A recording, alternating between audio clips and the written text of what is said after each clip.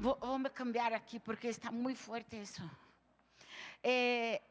Para seguir o que a doutora Robles ha dicho, é difícil, mas mais que todo, vou abrir esta sessão enfatizando ou dando mais força para o que já ouviram hoje. Então, a pergunta que me fizeram como médica e investigadora é: a participação dos pacientes na investigação é fundamental? ¿Por quê? E para mim, há 3 importantes fatores para por que a investigação ou a participação de pacientes é tão importante. Primeiro, os pacientes aportam uma perspectiva única sobre suas enfermidades e experiências e ajudam a definir as prioridades de uma investigação e compreender melhor as necessidades não cobertas, que são particulares de quem vive a doença, que a jornada de uno.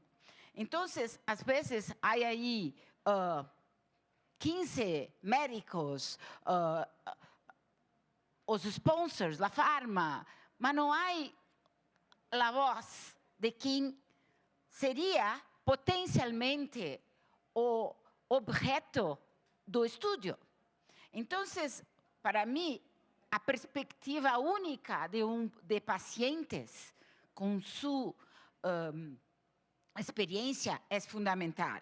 Outro importante rol seria sua participação no desenho dos estudos clínicos, assegurando que a investigação seja relevante e centrada na necessidade real do paciente.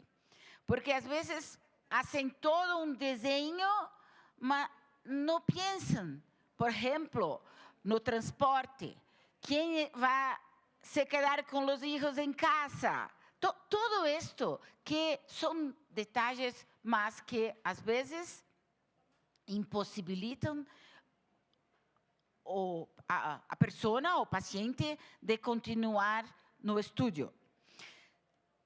Que has hecho estudo no passado ou participado de estudos como eu, como principal investigator, sabe que são tão minuciosos, tão precisos os detalhes, a informação, que todo isso precisa ser comunicado ao paciente antes.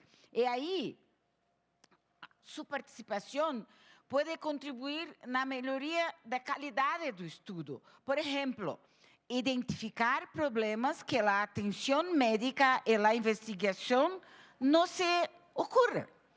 Porque isso sim melhoraria a qualidade de ambos. E aí, uma pergunta a seguir, que para você é muito válida. Me perguntaram, e no Brasil, o que nós estamos fazendo para que o paciente esteja involucrado? Estamos realizando esforços para fomentar a participação de pacientes em la investigação médica, porque há rechazo de médicos e profissionais que isto aconteça. Então, mostrar a eles que isto só melhora a qualidade do estudo é muito importante. Estamos aí desenvolvendo todo um contexto de formação de grupos de pacientes com este objetivo também, que seja de serem capacitados para formar parte de um desenho de um estudo, porque não é simples, nada simples. Mas esta investigação que nós chamamos investigação colaborativa com pacientes e criação de uma política que respalde a participação ativa é muito importante. Então, aqui estou falando que em cada país de vocês seria interessante haver um movimento de que a participação ativa dos pacientes esteja numa política de Estado, numa política em conjunto com as leis, as regras de estudos clínicos. Importante também, que é principal, talvez, as campanhas de conscientização para promover a participação de pacientes em estudos clínicos. Em nossos países, há muito conflito, não, eu vou ser guinea pig, vou ser rato de laboratório, ou isto, ou aquilo. Não, não. Hoje, os conselhos de ética, os trâmites legais para poner estudo à marcha são muito rigorosos. Então, para a investigação avançar e trazer respostas, nós recomendamos muito que os pacientes, quando indicado, se mostrem confortáveis em participar de estudos, porque senão não teremos como avançar. E eu gostaria, quando os pacientes têm maior acesso à inovação em meu país, é também uma maneira de ter as últimas, vamos dizer assim, tecnologias disponíveis. Porque, às vezes, nós, na América Latina, somos os últimos a ter o acesso a essas tecnologias tão importantes. Gostaria de também deixar aqui uma fala, talvez, que componha o que vamos fazer daqui para frente, que os pacientes têm que ter opções de tratamento. Têm que participar, ser esclarecidos e participar da tomada de decisão. Porque, como médica, às vezes, como simples, vou dizer exemplo simples. A senhora, como minha médica, pensa que saco a mama ou não? Se há opções, os dois com o mesmo resultado, não sou eu que vou decidir. Não sei quão importante é a mama para aquela paciente. Porque há uma que diz, não, tira tudo, não quero saber, vou me sentir melhor. Outra, não, por favor, não. Qualquer coisa menos tirar a mama. E são gêmeas, hermanas, por exemplo. Então, não, por favor, entendam que paciente mais esclarecido, ele toma a decisão junto com a junta médica e a aderência que falávamos ayer, a qualidade de vida dele será diferente. Então, puedo dizer que a participação do paciente tem que ser centrada no paciente, ele tem que estar aí desde o início. E gostaria de deixar uma mensagem final. Me vou aí para uma call que não pude cambiar e volto para as suas perguntas ou algo, que penso que a participação ativa de los pacientes em estudos clínicos é a clave para transformar o conhecimento em cura e dar voz à esperança em la busca de um futuro mais saudável. Esta é a minha frase, meu recado final, que penso que isto necessitamos caminhar juntos. Gracias.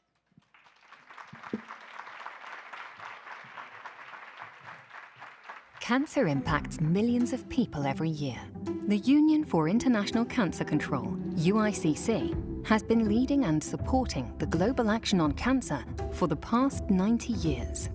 we bring together a large network of member organizations and partners from across the globe for the shared purpose of reducing the global cancer burden. We are proud of our impact and remarkable progress, but we recognize that there is still much to be done. As we continue our journey, we are re-energized by a new visual identity that propels us forward. Our new logo reflects our progress, honors our legacy, and embodies the essence of UICC as a global membership organization that unites and supports the cancer community worldwide. We amplify the voices of our members and partners to ensure that cancer control remains front and center on the global health agenda. We are unwavering in our vision to create a world where no one dies from a preventable cancer and everyone has access to cancer care, no matter who they are or where they live. Join us as we unite for a healthier tomorrow.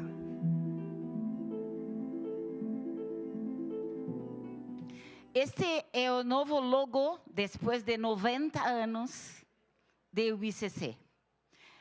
Hoy en la mañana, porque en Ginebra es 8 horas antes, esto fue lanzado pela primera vez en el mundo.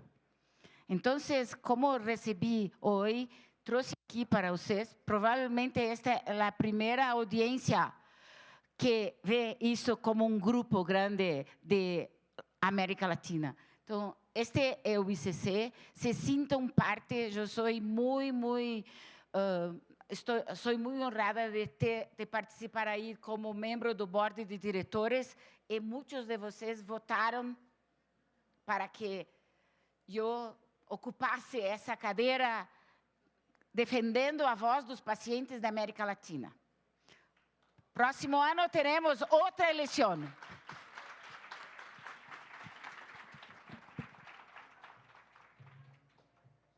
Queremos darle un fuerte aplauso a nuestra doctora. Gracias por acompañarnos, por estar con nosotros en este Juntos contra el Cáncer y Oncolatino 2023 desde Ciudad de México. Yo miro para allá porque estamos en vivo y en directo, chiquillos. Estoy acostumbrado a la televisión, entonces no, mentira. Saludar a la gente también que está en sus hogares en distintos países, Latinoamérica y el mundo. Vamos a dar la bienvenida a un tremendo speaker. Es el doctor Carlos José Zuluaga, es egresado del Instituto Nacional de Cancerología con experiencia en todas las clínicas de tumores sólidos, participando en las primeras unidades funcionales de las mismas de onquimia, que son juntas multidisciplinarias, cuenta con publicaciones científicas en temas de cáncer de mama, pulmón, tubo digestivo, así como manejo de metástasis cerebrales.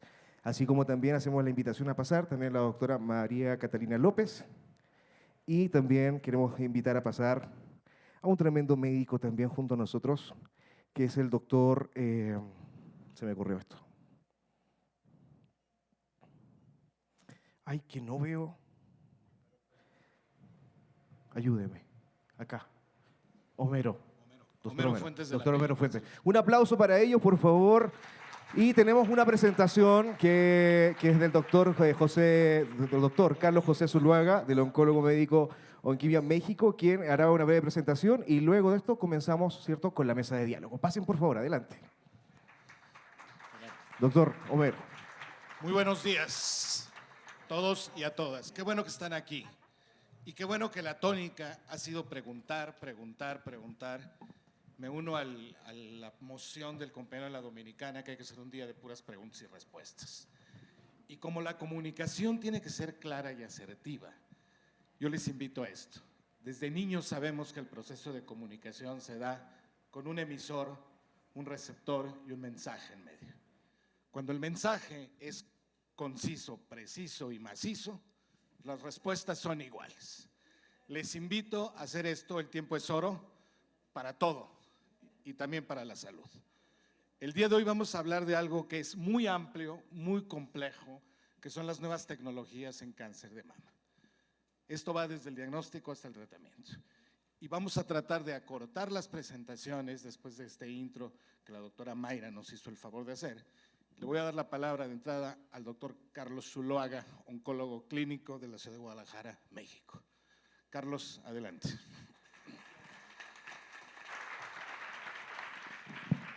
Gracias, doctor Homero. Gracias a Juntos contra el Cáncer y al Simposio Oncolatino por la invitación. Para mí, más que un honor estar aquí, me voy a bajar porque estoy muy alto. Es un honor, pero además es mi pasión. O sea, yo vivo de esto y me apasiona lo que hago. Y para mí no es un placer, es un deleite compartirles esto a ustedes, los pacientes. Tengo esta presentación y me voy rápido con los temas. Digo, los quiero aterrizar en lo que es el cáncer de mama. Y quiero hablar de algunas preguntas que ya han estado haciendo y que yo, junto con los colaboradores y los organizadores aquí presentes, me hicieron el favor de contextualizar de qué querían que tratara esta charla. No tengo el… Acá está.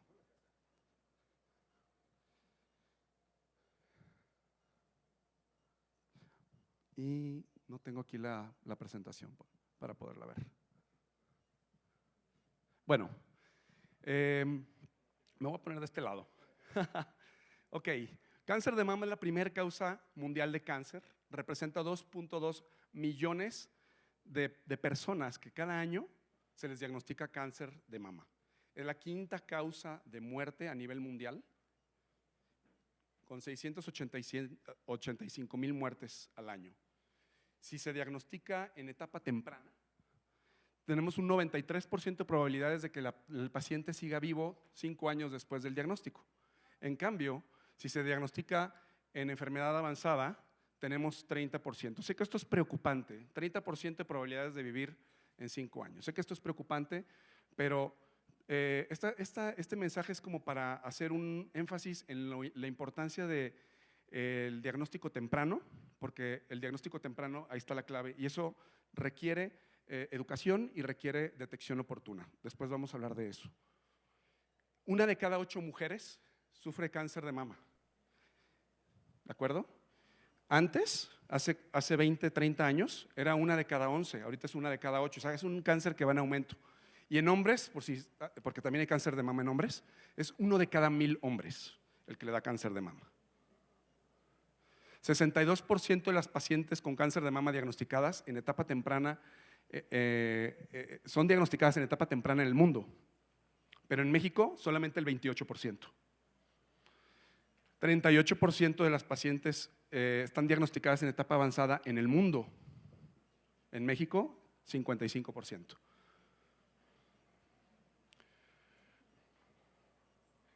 Este es un estudio mexicano de la experiencia de Seguro Popular. Son 56,847 mujeres del 2007 al 2016. Y ven cómo en esta gráfica se ve claramente que el cáncer localmente avanzado, esto es cáncer con ganglios, tumor en la mama y con ganglios positivos, 49%. Localizado, o sea, el tumor en la mama sin ganglios afectados, 29%. Y metastásico, el 10%. Sí, tenemos una mutación del BRCA, porque creo que no se ha hablado mucho del BRCA. La probabilidad de desarrollar cáncer es muy alta, es del 55 al 72%. Por eso es importante también buscar esa mutación. Y si hay alguien que tiene mutación, buscarle en los familiares, porque en esas personas podemos hacer detección oportuna o labores preventivas. También la obesidad ha demostrado que en las mujeres representa 82% más riesgo de desarrollar cáncer de mama triple negativo. ¿Sí? Cáncer de mama triple negativo representa solamente el 15% de los cánceres de mama. El 85% restante son cáncer de mama que no son triples negativos, o sea que son receptores hormonales positivos, que son HER2 positivos, ¿sí? Y hace ratito decían que el cáncer de mama triple negativo pues, es un cáncer heterogéneo. Sí, es heterogéneo, o sea que no sabemos, no entendemos bien cuál es su vía de crecimiento, porque tiene muchas vías de crecimiento. En los demás cánceres de mama ya sabemos que el cáncer que es sensible a estrógenos y progesterona, si le damos un antiestrógeno, lo bloqueamos. Y por eso se llaman cánceres hormonosensibles, porque los manipulamos con hormonas. Los cánceres de mama que encontramos el HER2, ahora ya tenemos una medicina para bloquear el HER2. Entonces, cuando encontramos un biomarcador, le ponemos un apellido al tumor. Cuando no encontramos ningún biomarcador, le ponemos triple negativo. ¿Okay? Hasta ahorita así estamos. Hay una nueva clasificación que es el HER2 low, que puede ser una gran oportunidad para muchas pacientes que están catalogadas como triples negativos y que están catalogadas como receptores hormonales positivos pero HER2 negativo. Esta nueva clasificación nos va a dar muchas oportunidades de tratamiento que al ratito vamos a platicar. Vean cómo influye mucho el tipo de cáncer de mama que tenemos. Si es un cáncer luminal, que es el que tiene receptores de estrógenos y de progesterona, la probabilidad de que el paciente siga vivo es mayor que en un cáncer triple negativo, por ejemplo.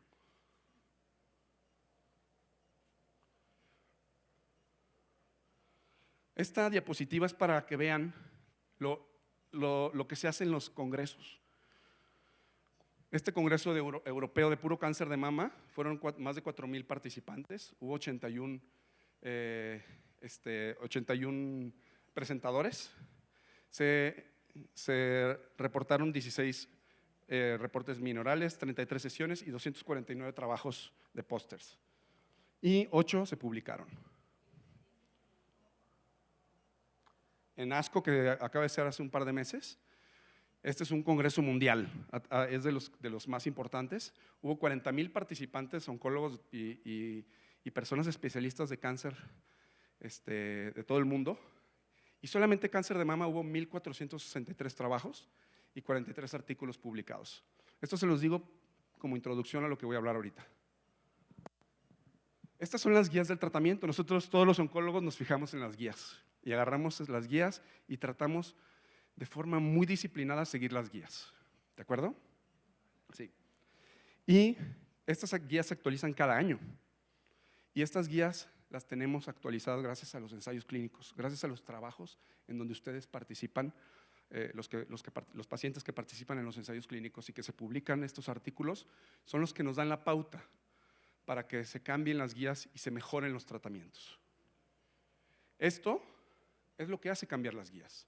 Los resultados de los estudios publicados es como una carrera de cuál es el trabajo mejor y cuál es el medicamento mejor, y eso es lo que se va avanzando cada año.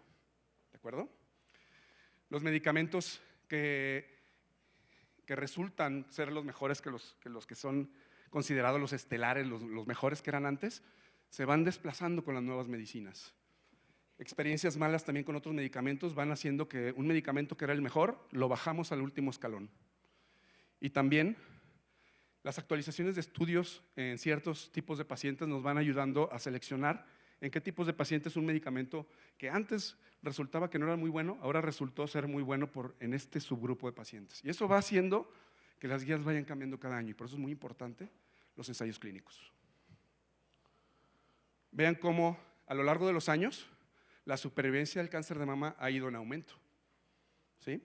Cada año vamos logrando más, y eso es gracias a las nuevas medicinas, a los nuevos tratamientos, a la mayor educación, a la mayor detección oportuna.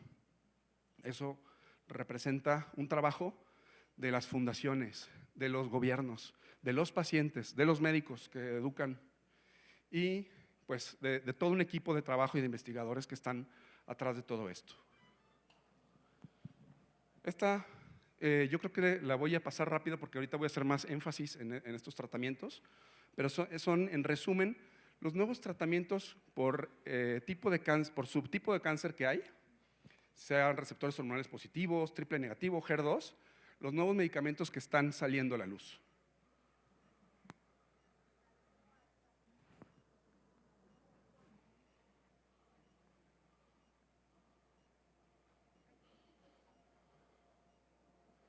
Ok, entonces, ¿cómo podemos mejorar la supervivencia? ¿Qué es lo que queremos, no? Porque las primeras diapositivas nos preocuparon a todos. Hay que educar a la población, hay que detectar oportunamente, hay que tener acceso a un equipo especializado, hay que tener acceso y hay que trabajar, los doctores tenemos que trabajar en equipo, el manejo multidisciplinario que se está haciendo cada vez más común en la oncología, y acceso a nuevas tecnologías, a nuevas plataformas de estudios, que el doctor Homero al ratito nos va a comentar al respecto, y el acceso a los ensayos clínicos y que las personas participen. Esta diapositiva no los quiero confundir. Aquí tenemos un cáncer mamá, o sea, un cáncer de mama que es el que originó, y ese cáncer se dividió y tuvo hijitos. Y esos hijitos salieron iguales, pero tienen una característica diferente porque es un hijo. Y luego ese hijo tuvo tres hijos diferentes, uno güero, uno moreno y uno pelirrojo, ¿de acuerdo? Entonces, esos hijos, el moreno, el güero y el pelirrojo, tuvieron más hijos. Y entonces cada uno de esos hijos van cambiando. Así son los cánceres no son iguales. Los cánceres son heterogéneos. Si se imaginan un planeta, el planeta es mitad agua y mitad tierra. Así son los cánceres. Los cánceres a veces tienen parte triple negativo, tienen parte receptor hormonal positivo. Y ahí está lo difícil, que a veces tratamos un cáncer y creemos que lo curamos y creemos que lo vencimos, pero la parte que no vencimos es la parte que es el güero. El cáncer güero no lo vencimos porque no le dimos un tratamiento al cáncer güero y se quedó ese cáncer ahí dormidito y años después regresa. Y esa es la razón por la que después regresan los cánceres con cambios en su morfología y en su biología y en su comportamiento, y a veces hay que cambiar el tratamiento. Por eso es importante rebiopsiar cuando tenemos una recaída de cáncer, porque eso nos va a ayudar a saber qué comportamiento tiene el cáncer ahorita. Y eso nos va a ayudar a que nosotros podamos elegir un mejor tratamiento.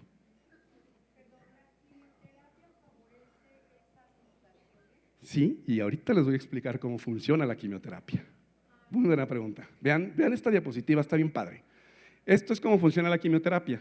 Si alguien sabe jugar ajedrez, esta es la reina, y la reina blanca puede matar, en este momento, puede matar a este peón, a este alfil, a esta reina, a este caballo y a este peón. ¿De acuerdo? A esos lugares se puede mover, y así es la quimioterapia. La quimioterapia actúa en una fase del ciclo celular, en donde en ese momento la célula está en esa fase y en esa fase la quimio lo ataca. Pero las otras células malignas que no estén en esa fase de crecimiento, en ese momento, no las vamos a poder matar.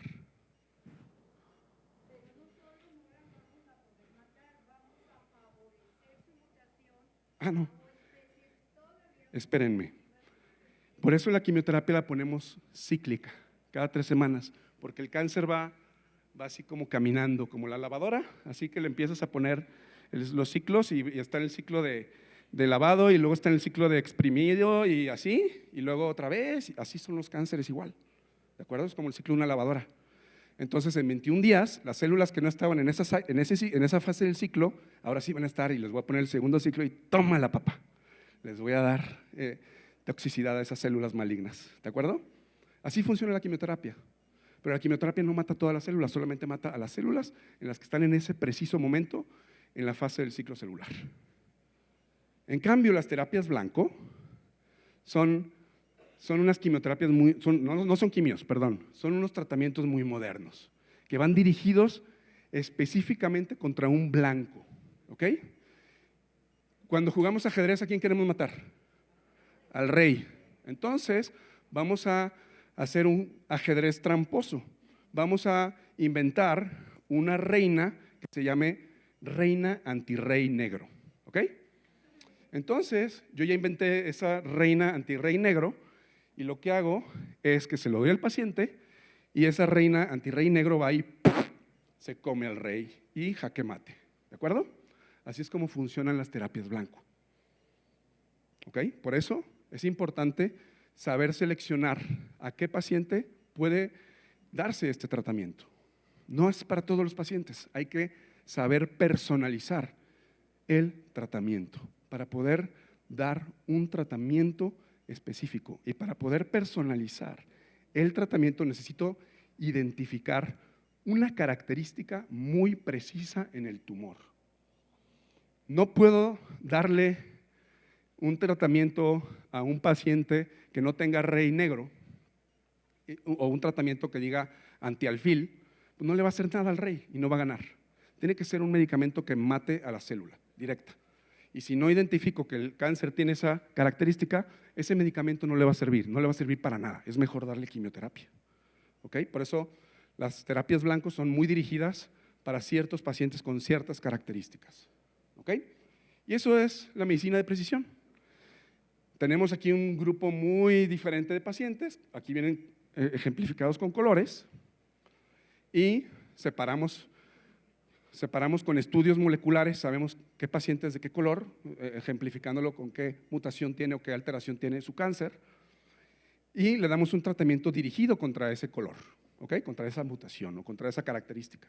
Así es, eso es la terapia personalizada. Y eso hoy en día en cáncer de mama es una realidad, ¿de acuerdo? Por eso es importante biopsiar, por eso es importante buscar mutaciones, por eso es importante saber si cambió o no cambió el tumor, si es triple negativo todavía, o si cambió a HER2 positivo, o si ahora es receptor hormonal positivo, ¿ok? Porque dependiendo de eso es como lo voy a tratar. Y la historia de las terapias blanco, así como los changuitos se hicieron humanos, así empezó.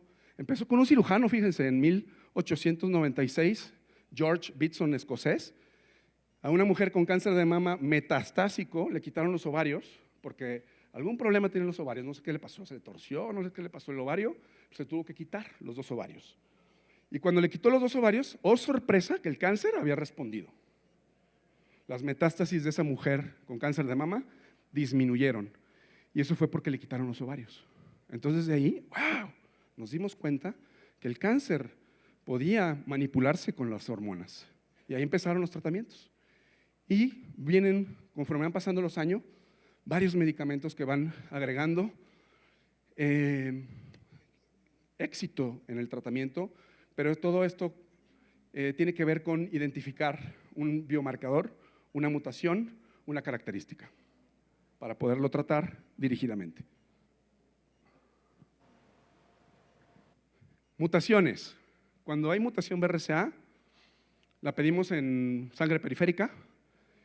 ¿Y qué significa esto? Pues que nuestro BRCA no funciona y hay un mecanismo de reparación que trabaja en equipo con el BRCA y es el que lleva la batuta en las personas que no les funciona el BRCA. Las personas que tienen mutación del BRCA no les funciona el BRCA, por eso les da cáncer. El BRCA es un gen anticáncer y cuando tienes un BRCA que no funciona, el PARP es el que hace el trabajo de tratar de corregir los cánceres y no puede. Y al no poder, suceden los cánceres. Pero ese mecanismo PARP es el que hace que sobreviva el cáncer. Entonces, si le damos un inhibidor PARP a la persona que tiene mutación del BRCA, esa persona puede tener una respuesta al tratamiento. ¿De acuerdo? Si hacemos estudios nuevos en el tejido tumoral, hacemos un estudio del genoma del tumor, sacamos el DNA y desdoblamos el DNA del tumor y buscamos mutaciones, tenemos toda esta información y buscamos mutaciones muy específicas. Son estudios caros, pero que están ya en todos los ensayos clínicos, en todos. A todos los pacientes con ensayos clínicos les hacemos estudios de secuenciación. Y estos estudios de secuenciación son para identificar mutaciones que no se pueden detectar en el microscopio y que nos pueden orientar para dar un tratamiento. ¿De acuerdo? Ya sea inmunoterapia, ya sea una molécula nueva contra una mutación, ya sea contra una mutación de resistencia como el PI3K y el ESR1, que ya tienen tratamientos dirigidos, y otros. Bueno, ahora les voy a enseñar cómo funciona un ensayo clínico, fase 3, porque ya les explicaron los 1, los 2, pero les voy a tratar de aterrizar esto. Sí usamos placebo todavía, pero escúchenme muy bien. A todos les damos tratamiento estándar. Todos van a recibir tratamiento estándar en los ensayos clínicos fase 3 de ahorita, todos reciben un tratamiento estándar. A nadie los dejamos con placebo nada más. Y a ese medicamento estándar, que es el mejor que hay y que si tú te vas a cualquier institución te lo van a dar, se los vamos a dar a todos los pacientes. Pero a un subgrupo de pacientes, a la mitad, les vamos a agregar un placebo, ¿sí? Y la otra mitad le vamos a agregar un medicamento que nosotros consideramos que es nuevo y que le puede funcionar a ese grupo de pacientes. Y así es como se hacen los ensayos clínicos. Entonces no dejamos desprotegido a nadie. Todos reciben el tratamiento que deben de recibir y todos son patrocinados por la industria farmacéutica, que es lo más importante. Entonces puedes tener acceso a medicamentos de alto costo y muy alta calidad y tecnología y los más nuevos que hay que ni siquiera se venden todavía. Sí, costo para ti y beneficiándote a ti y beneficiándote a todo el mundo porque participar en esto es un orgullo, lo aplaudimos los oncólogos, porque eso nos ayuda a crecer, nos ayuda a tener más supervivencia.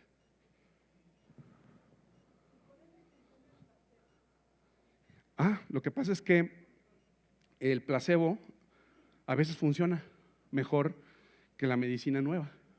Entonces, si el placebo es mejor que la medicina nueva, pues la medicina nueva mejor la escondemos, ¿de acuerdo? Y ya no la sacamos. O tal vez vemos que en un subgrupo de pacientes sí funcionó y ya nos dimos cuenta que a unos pacientes sí hay que darles esa medicina y hay que intentar hacer otro estudio, ¿de acuerdo?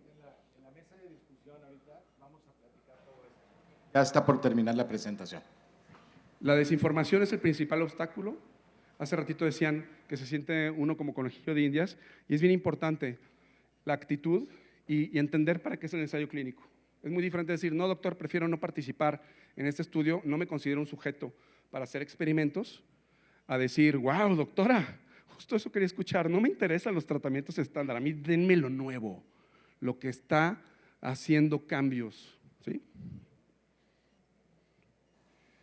¿Quién paga los ensayos? No, ni los pacientes, ni el gobierno, ni los hospitales, ni las fundaciones. Los paga la industria farmacéutica, todo. Pero, como dijeron hace rato, son muy selectivos. Hay criterios muy específicos para elegir qué pacientes van a participar. ¿Por qué? Porque los estudios tienen que tener a los pacientes lo más iguales posibles. Si ponen pacientes diferentes, los resultados pueden no ser adecuados y no nos van a ayudar a avanzar. La inmunoterapia ahorita es la nueva era y básicamente, como decía en otra presentación, decían, yo lo que quiero decir es medicina que entra a tu cuerpo, activa tu sistema inmunológico, tus defensas, y tus defensas atacan al tumor. No es como la quimio ataca directamente al tumor. La inmuno no, la inmuno hace que tu cuerpo lo mate y está padrísimo, ¿de acuerdo? Este es un ensayo clínico, ya casi termino, son las últimas diapositivas. Este es en pacientes con cáncer de mama triple negativo. A todos, como les digo, les dieron el tratamiento estándar. Aquí está, mira, carboplatino, paclitaxel con doxorubicina, epirubicina y ciclofosfamida. Es el tratamiento estándar en triple negativo. Ya lo están recibiendo y les van a agregar un placebo. Y al otro subgrupo les van a dar lo mismo y les van a agregar pembrolizumab, pembrolizumab es una inmunoterapia en pacientes con cáncer de mama triple negativo, con ganglios positivos. No los operamos, primero les damos tratamiento para ver cómo responden y luego los llevamos a cirugía y después de la cirugía al que estaba en pembrolizumab le seguimos pembrolizumab y al que estaba en placebo le seguimos el placebo, que es lo estándar. Después de quimio y de cirugía en una mujer con cáncer de mama triple negativo, las dejamos en observación, no les hacemos ningún otro tratamiento. Hace rato preguntaban, ¿por qué no hay medicinas para el triple negativo? Estos estudios son para eso, para identificar medicinas nuevas que puedan ayudar en triples negativos. Vean el resultado de este estudio. Sorry. Bueno, costo, rápido. Vean cuánto cuesta esto, cada ciclo. 30,000 más 200,000, el brazo del protocolo. Contra lo estándar, más o menos entre 10, que cuesta en la institución pública, a 30,000. ¿De acuerdo? Cada ciclo, Cada ciclo. ¿Ok? Entonces, vean lo que están participando la industria farmacéutica para beneficio de los pacientes. Y entonces, ¿qué tenemos? El resultado es que las pacientes que recibieron el medicamento de pembrolizumab, 64% a la hora que les quitaron el tumor ya no había nada, absolutamente nada. Absolutamente nada. Cuando con lo estándar, lo sabemos que del 40 al 50% tienen respuestas completas. Entonces ya tuvimos una subida en la escalera de supervivencia y de control y de éxito. Y aquí está la gráfica de supervivencia, de hecho. Vean cómo en la línea amarilla, que es la quimio más el pembrolizumab, supera la supervivencia contra dar quimioterapia. Entonces, ya tenemos un nuevo medicamento estelar que desplazó al tratamiento estándar. Así es como funcionan los ensayos clínicos. Y eso es gracias a ustedes. Este es otro ensayo clínico, no me detengo mucho tiempo, es el mismo diseño, pero en pacientes con cáncer de mama triple negativo, pero metastásicos. No son tempranos como el anterior, aquí son metastásicos, con metástasis. ¿Qué sucedió? También beneficio en la combinación del tratamiento, ¿de acuerdo? Y de eso se trata, de ir ganando en cada año. La carrera siempre debe haber, como en los Juegos Olímpicos, debe de romperse un récord. Nuevo récord mundial, cada año lo buscamos. Y de eso se trata la investigación. Entonces, ¿cuáles son los mensajes para llevar a casa? Cada día hay mejores opciones para tratar el cáncer de mama. El beneficio es mayor en pacientes muy seleccionados. La investigación a través de los ensayos clínicos posiciona estas nuevas opciones. Hay disponibles en México y en América Latina muchos ensayos clínicos, muchos. Y el beneficio de recibir el tratamiento estándar siempre lo vas a tener, siempre. En los ensayos clínicos nunca vamos a dejar a un paciente desprotegido, nunca. Está contra los principios de Helsinki y de ética que tenemos los investigadores y no lo podemos hacer. Y tenemos un comité de ética muy perro que no nos deja hacer estudios si no se protege la individualidad y el beneficio y la seguridad y la eficacia de todos los participantes, hasta los que reciben placebo. ¿De acuerdo? Y hoy el cáncer es un cáncer más curable y los pacientes viven más tiempo gracias a la investigación. Así que acércate a tu oncólogo y pregúntale, porque ahí empieza el beneficio. Muchas gracias. Muchas gracias, Carlos. Miren, a veces entender la actualidad y entender el futuro, yo diría que generalmente implica conocer un poco del pasado. Los oncólogos que ya peinamos muchas más canas que pelos blancos y tenemos 3 décadas, más de 3 décadas haciendo esto, empezamos a ver cuáles eran los resultados, por ejemplo, en los años 70 de la quimioterapia, donde en vez de darse los 6 ciclos que se acostumbran, se dan 24 y luego 12 y luego 6, porque se dio cuenta la investigación clínica bajo los principios éticos que comentaba el doctor Zuluaga de Helsinki, que tienen un código ético para tal. Y a veces en estos tiempos, en los 80s, cuando llegan los programas de LMD Anderson en Houston y cuando se empiezan a presentar otros progresos, la quimioterapia parecía haber llegado a un plató, a un espacio donde ya no podía crecer más. Aparece la descripción del genoma humano en el 2003, aparece una serie de elementos que nos llevan primero que nada a entender el proceso del cáncer, segundo, a poderlo diagnosticar y precisar, y tercero, al poder diseñar estrategias distintas que nos lleven a resultados distintos. Y a veces contra nosotros corre algo por ahí en las redes, el doctor TikTok, el doctor Facebook, el doctor Google, que ustedes consultan y que a veces no interpretan necesariamente como es, porque no es una enfermedad sencilla de entender el cáncer, ni el cáncer de mama, que debería de llamarse los cánceres de mama.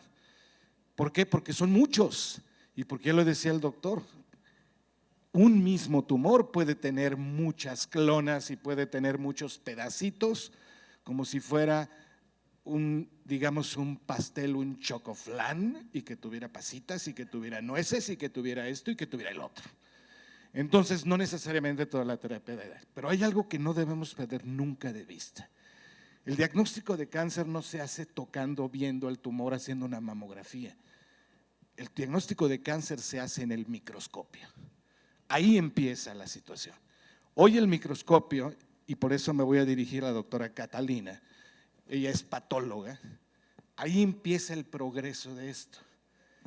El famoso triple negativo, que serían también los triples negativos, fueron descritos en el 2011 y se describieron 7 variantes. Hoy hay 12 variantes de triple negativo. Entonces no podemos generalizar, tenemos que individualizar. El presidente Obama dio una clara dirección y una clara directriz en su momento. ¿Por qué priorizar la medicina personalizada? Porque obtenemos más, sí, con mucho más dinero, pero obtenemos algo que es invaluable, la vida de los seres humanos. Para darles la palabra a ustedes, solo quiero precisar algo con la doctora Catalina. Katy, En términos de proceso diagnóstico, desde la perspectiva, ¿qué debe de entender un paciente del patólogo? ¿Y cuáles son los mayores retos en la TAM en el proceso de este diagnóstico? Desde la patología, desde el inicio. Gracias, doctor. Bueno, en la parte del diagnóstico yo la dividiría en dos grandes como áreas, el diagnóstico, la sospecha diagnóstica y el diagnóstico confirmatorio. La sospecha es cuando te dicen probablemente puedes tener, pero hay una probabilidad también de que no. Y en esa etapa, ¿qué necesitamos? Que el paciente esté empoderado y siga adelante en su proceso y no que pare y diga, ok, me voy a morir y no voy a seguir adelante, no, sino que siga porque existe también una posibilidad de que no tenga una lesión neoplásica, por decirlo así. Y la parte confirmatoria, en donde, como el doctor Homero dijo, y me llena de alegría oírle hablar del microscopio, que el paciente entienda que la confirmación real se hace mirando las células, ¿sí? Es la única manera de que podemos confirmar que estamos ante una lesión cancerosa. Entonces, necesitamos que los pacientes sepan cómo es el proceso, cómo es el tipo de biopsia, quiénes participan tomando la biopsia, qué cuidado debe tener el tejido, porque muchas veces, y hemos tenido casos en que los pacientes les entregan el frasquito de formol y lo dejan en la nevera una semana y nunca lo llevan al laboratorio, ¿sí? Entonces necesitamos que el paciente esté empoderado para que sepa que hay que cuidar el tejido, que ese tejido va a definir el futuro de su enfermedad si es que la tiene, porque como ya el doctor lo dijo, de ahí se van a poder hacer todos los estudios que van a definir qué tipo de terapia se puede dar. Entonces es súper importante que los pacientes sepan y entiendan qué hace el patólogo, qué hace el radiólogo intervencionista, qué hace el ginecólogo, como que sepan todas las fases de todo el proceso que lleva y conlleva el tejido. Eso por esa parte creo que es como lo más importante que los pacientes deben tener. Y en términos de retos en el diagnóstico, tenemos muchos en Latinoamérica. Yo sé que ustedes saben bastante acerca de esto y yo creo que el más grande que tenemos en este momento es el acceso, y el acceso pues va atado a muchas otras cosas como la parte económica. Hay unas pruebas que cuestan mucho dinero y que de pronto no las tenemos disponibles en todos lados. Hay unas pruebas como unos biomarcadores que tampoco los tenemos en todos los países. El acceso a las plataformas. No todos los laboratorios de patología tienen todas las plataformas que necesitamos para realizar las pruebas, pero es importante que los pacientes conozcan las pruebas, que sepan lo que significa tener un BRCA mutado o no tenerlo, que tengan un PDL1 alto o no tenerlo. Entonces es importante que sepan como todos los biomarcadores y las pruebas de inmunistoquímica o las otras pruebas moleculares que se requieren para darle el apropiado manejo a su enfermedad. Tenemos retos en la parte sociocultural también de los pacientes. Necesitamos aumentar el health literacy, que es como lo llamamos, como la educación al paciente, y que cada persona y toda la población entienda pues la importancia de seguir un adecuado proceso y cómo realmente su empoderamiento va a hacer que el manejo y el tratamiento y el resultado sea mejor cada vez. Tenemos retos no solo con los pacientes, también tenemos retos con el personal de salud. Entonces, en Latinoamérica ustedes saben que no tenemos los suficientes médicos que necesitamos para la población. Entonces, no tenemos los suficientes patólogos para que nos diagnostiquen, ni los suficientes oncólogos para que nos traten. Entonces, eso también es un reto que tenemos que afrontar entre todos y que creo que con medio de las organizaciones, las asociaciones, ustedes mismos podemos llegar a superar.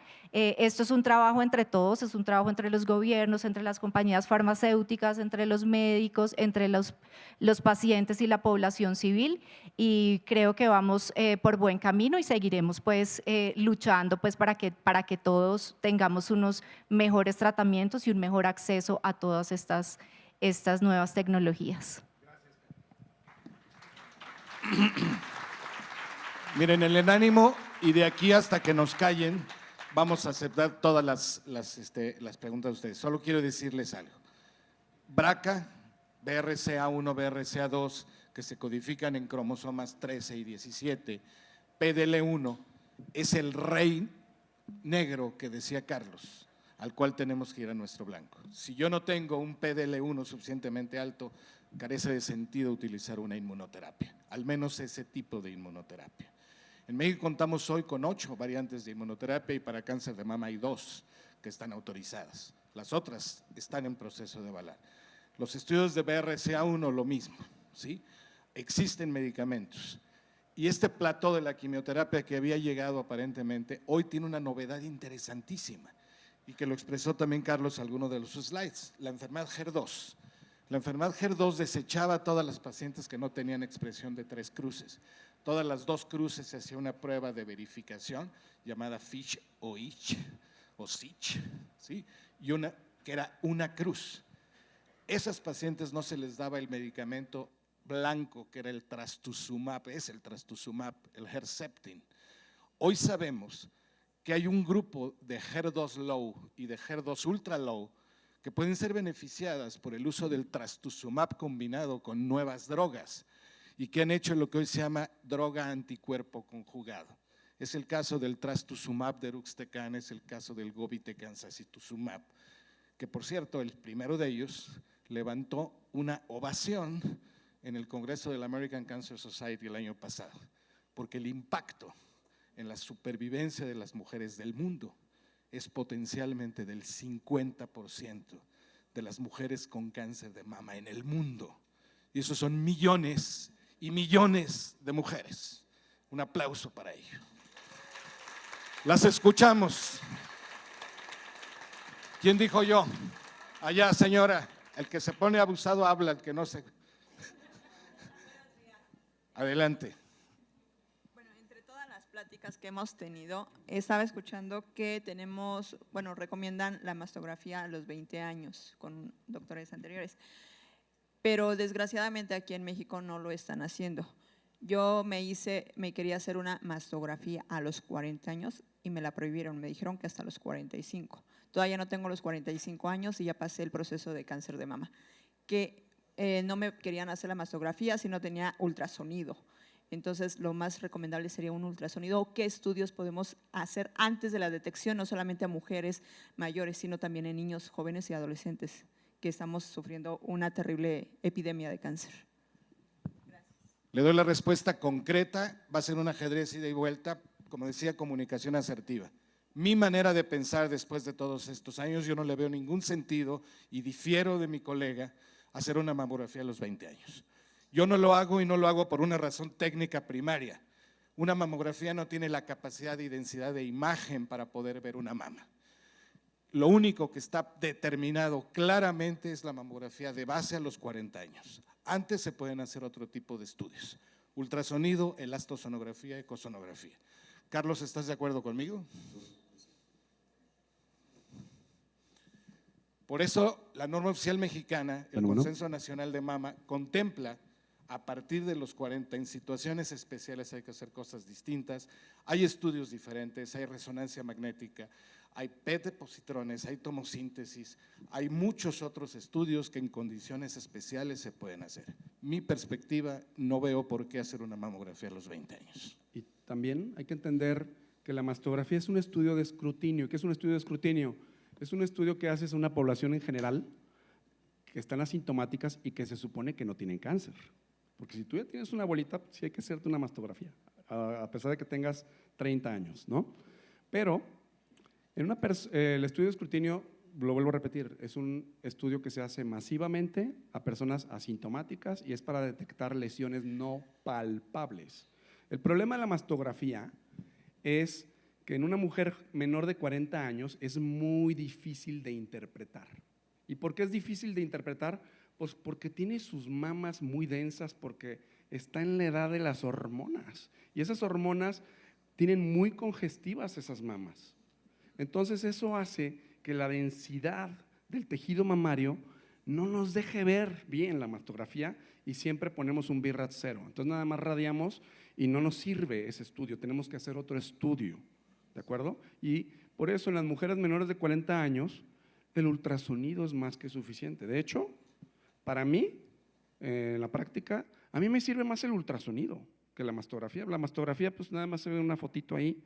Digo, es muy importante, ¿eh? No quiero quitarle el peso a la mastografía, pero para mí es más importante el ultrasonido porque el ultrasonido te identifica exactamente en qué parte está, cuánto mide y si tiene bordes irregulares y todas las características más importantes te la da el ultrasonido mamario. Entonces, se piden los dos, de hecho.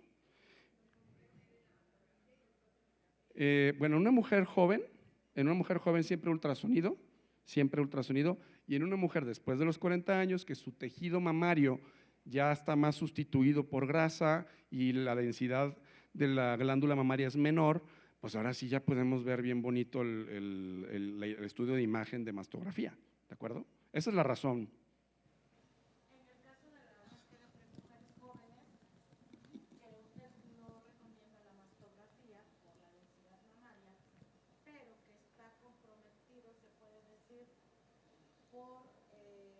No hay comunicación asertiva.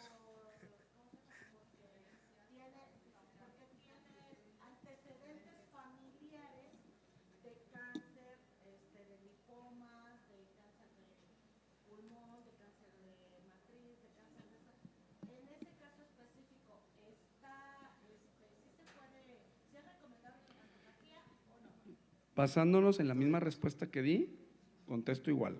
La densidad de la mama en una mujer joven no nos va a dejar interpretar bien una mastografía, nos va a costar mucho trabajo.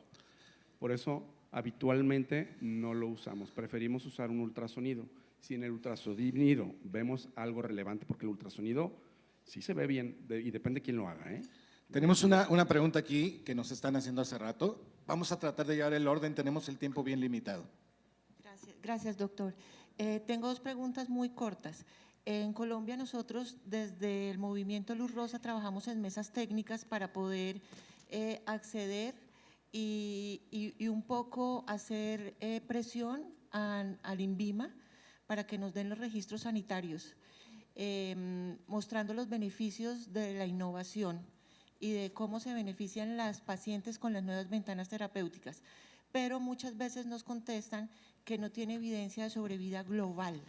Nosotros hablamos no de sobrevida global, sino de años libres de progresión. Entonces, esa es la primera pregunta, ¿cómo deberíamos nosotros argumentar de manera correcta? Y la otra es si en cáncer se habla de remisión o de curación. Porque las personas dicen, yo me curé, y muchos médicos dicen, con este medicamento te vas a curar, pero otros médicos dicen, el cáncer nunca se cura, entra en remisión y puede ser en remisión total, pero siempre está la opción de que vuelva a salir. Entonces, eso hay que explicárselo muy bien a los pacientes para no crear falsas expectativas, porque siempre está la opción. Quiero saber si está bien o no está bien. Gracias, doctor. Bueno, con relación a la supervivencia global y la supervivencia libre de progresión, son dos cosas diferentes. Uno es, supervivencia global es cuánto tiempo se tardan las pacientes en morir de una enfermedad, y la supervivencia libre de progresión significa cuánto tiempo se tardan los pacientes en presentar falla a ese tratamiento que están recibiendo.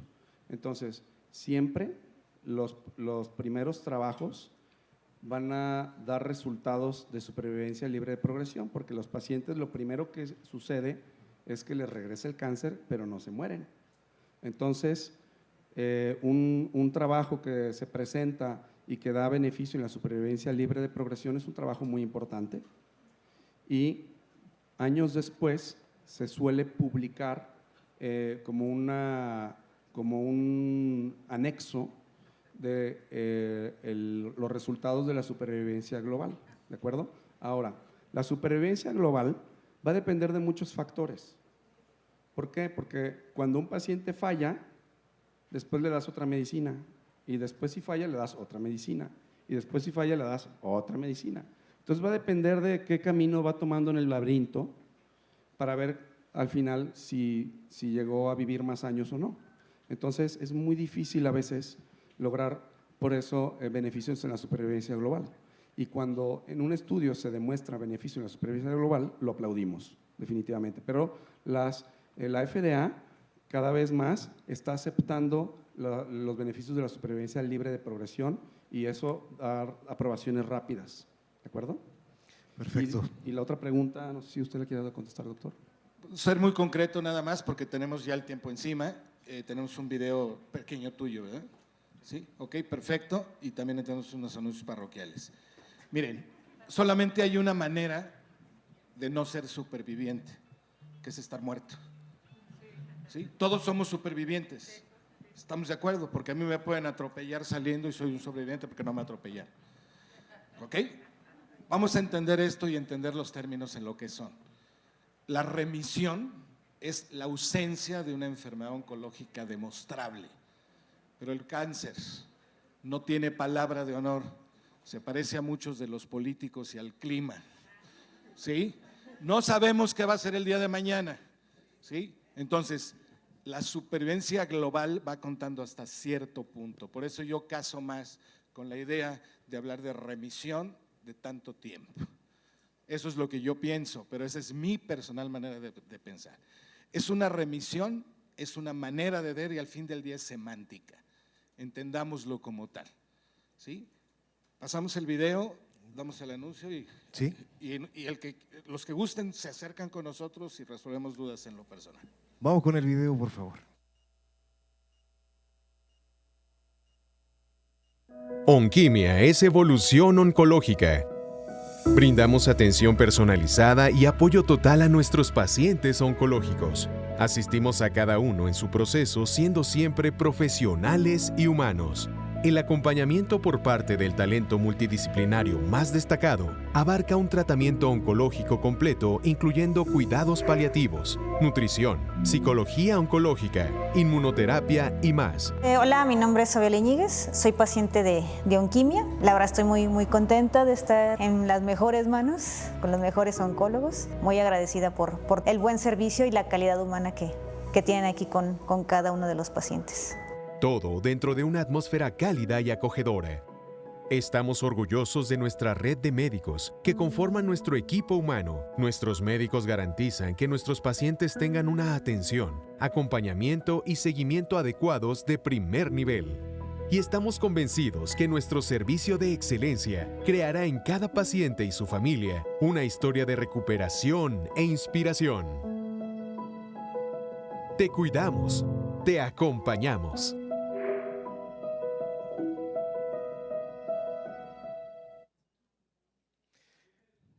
Ay, sí.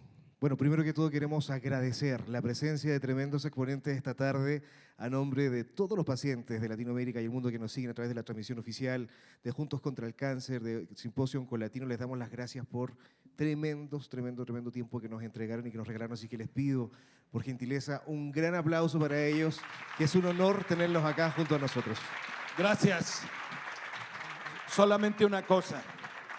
Cáncer de mama probablemente recibe el mayor foco de todos y está justificado. El 24.5% de todos los cánceres en el mundo es cáncer de mama, pero no es el único. Y hay cánceres que no tienen visibilidad. Y yo ya no voy a hablar del de próstata, que en su momento lo vamos a tocar. Pero hay un cáncer que se llama mieloma múltiple, pariente cercano de los linfomas, de las leucemias, que ocasiona terribles sufrimientos en los seres humanos, en sus familias y terribles gastos. Y que es una enfermedad que puede tratarse. Ayer fue el día del mieloma múltiple y hoy, terminando de aquí, 3 de la tarde, en el Monumento a la Revolución, vamos a hacer un lazo de este color, el color burgundy, el color vino del mieloma múltiple. Están cordialmente invitados a participar en un lazo humano a favor de esas enfermedades a las que poquito hacemos caso.